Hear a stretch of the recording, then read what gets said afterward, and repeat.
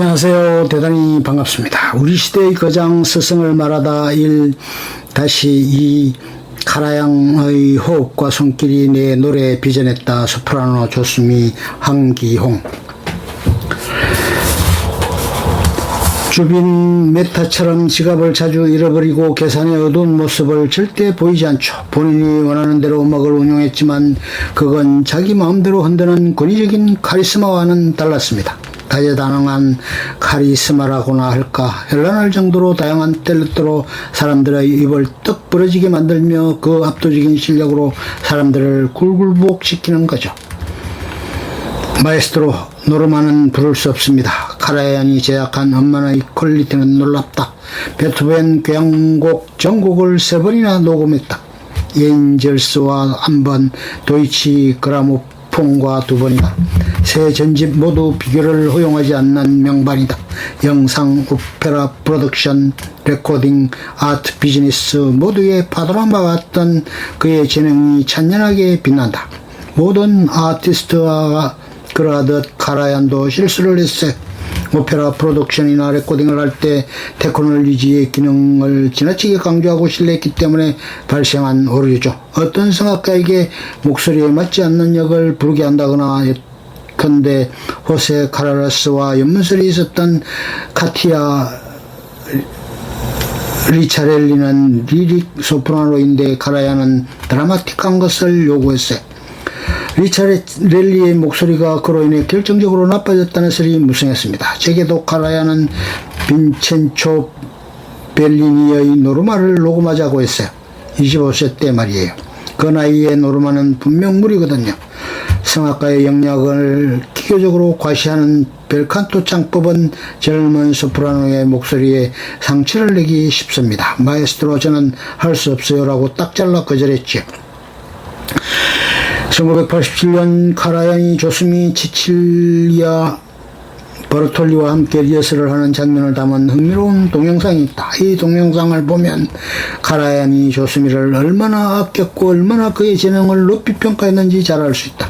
조수미와 치칠리아 버르톨리는 바흐 비단조 미사곡을 부른다. 두 사람은 바흐의 미사곡 중 듀엣 부분을 연습하려고 한다. 그런데 도중에 카라얀은 조수미에게 부활절에 무엇을 할 건지 솔로 되돌아갈 것인지를 묻는다. 그러자 조수미는 잘 모르겠지만 아마도 레코드 회사를 위하여 모차르트의 오페라 마술피리를 밤의 여왕 아리아나 리골레트를 부르게 될 것 같다고 말한다.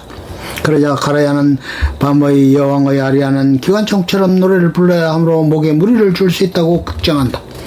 즉 탐욕스럽은 레코드 회사와 궁합 안 맞은 오케스트레이션 때문에 며칠에 걸쳐서 무리한 연습을 하고 고작 1만 달러를 받고 자신의 목소리를 조금 남겨놓은 채 사라지게 될 뿐이라고 충고한다. 그러면서 갑자기 자신을 위해 밤의 여왕의 아리아를 불러보라고 한다. 도입부를 약간 부르던 조수미는 갑자기 목소리가 새면서 현기증이 나서 못하겠다며 웃는다. 연습도 별로 못하고 곡도 기억 못한다고 하면서도 엄청난 목소리로 밤의 여왕을 기막히게 부른다. 카라얀은 자신을 납득시켰다며 웃으며 조수미의 목소리가 마치 물처럼 막다고 극찬한다. 카라얀은 강인하고 남성 우월주의적인 가부장적인 지휘자로 악명 높았다. 그러나 그것을 일면 진실이고 일면은 진실이 아니다. 카라얀은 베를린 필하모니의 최초의 여성 클라리넷 연주자를 입단시킨 당사자다. 그 과정에서 베를린 필하모니의 단장 소유자들과 마찰을 일으키기도 했다. 동영상에 나온 것처럼 그는 나이 어린 소프라노 조수미가 탐욕스러운 레코더 사이에 휘둘리는 모습을 탐탁지 않게 생각했다. 목에 건 무리를 줄 수도 있는 밤의 여왕 아리아를 부르게 된다는 얘기를 듣고 걱정하며 충고하는 카라얀의 모습, 황룡 쇼비니스트로 욕먹던 카라얀에 대한 평가와는 잠못 다른 모습이다.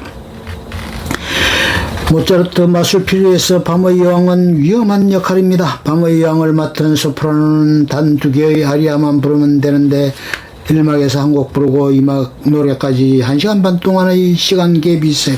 1시간 반을 쉰 목소리로 2막 밤의 여왕의 아리아를 부른다는 것은 엄청난 부담입니다. 그 시간 동안 정신적으로 최고의 긴장 상태를 유지하는 것이 사실은 더 힘든 일이죠. 지금도 불러보면 못할 것도 없지만 밤의 여왕 역을 더 이상 맡지는 않습니다. 그 후로 잠도 잘 자고 살도 올랐어요. 밤의 여왕 역을 맡지 않은 이후로 건강이 굉장히 좋아졌습니다. 가면 무도에는 니골레타 라트라비아타와 함께 베르디 최고의 걸작 중 하나다. 카라얀과 오디션 이후 조수미는 틈틈이 오스카 역을 연습해서 누구보다 완벽하게 그 역을 소화하고 있었다. 그 모습이 기특해 보였던지 카라얀은 늘 조수미를 찾았다. 수미죠, 오늘은 마에스트로의 기분은 어떤가? 연습이 없을 때면 거의 카라얀 옆에서 시간을 보냈지요. 무대 의상, 분장, 연기법까지 열정적으로 가르쳤어요. 카라얀의 집은 찰스부르크 시내가 아니라 아니프에 있었습니다. 제법 시간이 걸리는 곳인데도 카라얀은 아침 저녁으로 한 차례씩 극장을 찾아왔습니다. 하반신이 자유롭지 못한 몸으로 말이죠. 마이크로폰으로 무대장치와 연출, 연기자들의 동작 하나하나를 날카롭게 주시하고 지시했습니다. 카라얀은 마이크로폰으로 자주 조수미를 불렀다. 저 테너의 의상 어때? 까마득한 후배를 옆에 앉히고 음악이나 연출에 대한 의견을 묻기도 했다. 조수미의 대답은 고개를 끄덕이기도 하면서 그러다 보니 즉시 어린 타인의 눈총이 느껴지기도 했다. 함께 공연했던 플라시도 도밍고는 카라얀에게 의논할 일이 있으면 조수미를 먼저 찾았다. 그리고 물었다. 오늘 마에스트로의 기분은 어떤가?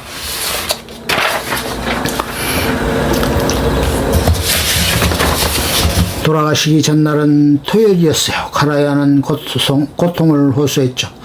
어젯밤 잠을 못 잤다는 거예요. 가슴이 꽉꽉 막히는 것 같이 숨을 못 쉬었다고 했어요. 그러면서 감색 트레이닝복 상의의 지퍼를 내려서 제가 다시 올려주기도 했어요. 감기 드신다고 말하면. 일요일 애완견 제키와 함께 집 근처 호수에 수영을 갔다 와 저녁에 TV를 틀었더니 온통 카라얀 특집인 거예요. 세계의 방송사 모두였어요. 그날 정오의 운명이었다는 겁니다. 앞집에 머물던 소프라노 조세핀 바스토와 함께 연관합 계단에서 목 놓아 울었던 기억이 납니다. 조수미와 조세핀 바스토는 공연 취소를 주장했지만 극장 측은 게오르규 솔티가 카라얀의 바통을 이어받아 공연을 강행하겠다는 입장을 밝혔다. 플라시도 도밍고를 비롯한 다른 출연진도 마에스트로의 유지를 제대로 받드는 길은 공연을 훌륭하게 마무리하는 것이라고 입을 모았다. 그날 이후 최고의 연습을 거듭했죠. 서곡이 연주되는 동안 무대 뒤에서 하염없이 눈물을 흘렸습니다. 성공이냐 아니냐를 따질 수 없을 정도로 관객과 연주자들은 카라얀의 죽음에 압도당했어요. 산막 오페라의 막이 내렸을 때 극장 전체가 눈물과 한숨, 탄식 소리로 가득했죠. 찰츠부르크 페스티벌에서도 가면 무대의 공연은 7월에 열렸지만 우리는 이미 1월에 녹음을 마쳤습니다. 저와 플라시도 도밍고, 조세핀 바스토, 레오 룬누치가 도이치 그라마폰에서 녹음한 음반이죠. 카라얀은 먼저 녹음을 하고 녹음한 것을 기준으로 그 프로덕션을 스테이지로에 옮기는 구상을 했습니다. 그리고 앨범이 동시에 판매가 되는 마케팅까지 염두에 뒀어요. 6개월 사이에 마음에 안 드는 대목은 다시 녹음을 해서 완벽을 기하는 것이죠. 저는 시종 오스카 역을 맡았는데 녹음할 때 카라얀은 템포를 굉장히 느리게 잡았어요. 원래 지휘자가 나이가 들면 그런 현상이 나타나요. 제 아리아 두 개도 템포가 느리게 되었다는 걸 알고 수정하려 했는데 갑자기 몸이 나빠진 거죠. 마에스트로의 목소리가 지금도 귓가에 들리는 듯합니다. 숨이 노래 외에는 아무 것에도 마음을 빼앗겨서는 안 돼. 옆 사람이 뭘 하든 무대 아래서 무슨 일이 벌어지든 온 마음을 노래에 집중시켜야 해. 저는 그에게 받기만 했어요. 사람들이 내 노래를 듣고 감동한다면 그 감동 속에는 부장 카라얀의 호흡과 손길이 담겨 있는 겁니다.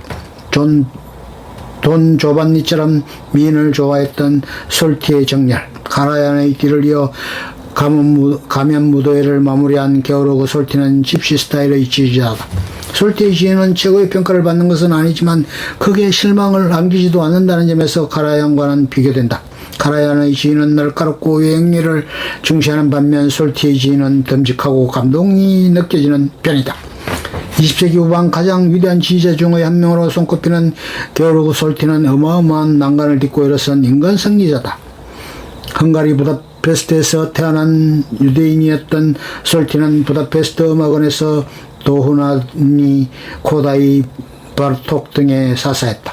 피아노 작곡 지휘법을 공부한 솔티는 21살 때 부다페스트 국립극장 전속 지휘자로 활약하는 재능을 발휘했다. 1937년에는 찰스 브루크 음악제 창가 토스카니니의 눈에 들어 출세의 길이 트일 점 나치의 헝가리 침공으로 솔티는 스위스로 망명길에 오른다.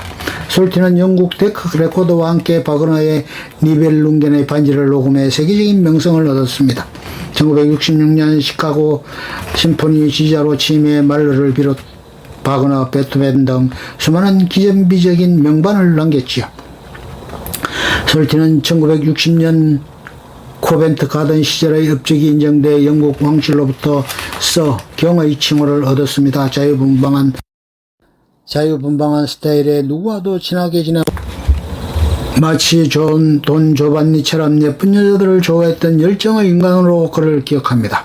저와 모차르트 마술피리를 녹음하기 위해 이미 계약한 다른 음반사를 설득해 끝내 관철시킨 그의 절절한 노력이 지금도 기억에 남아있어요. 조수미가 만난 거장 중엔 지휘자 로린 마젤이 있다. 그는 마젤을 양심적인 인간으로 평가했다.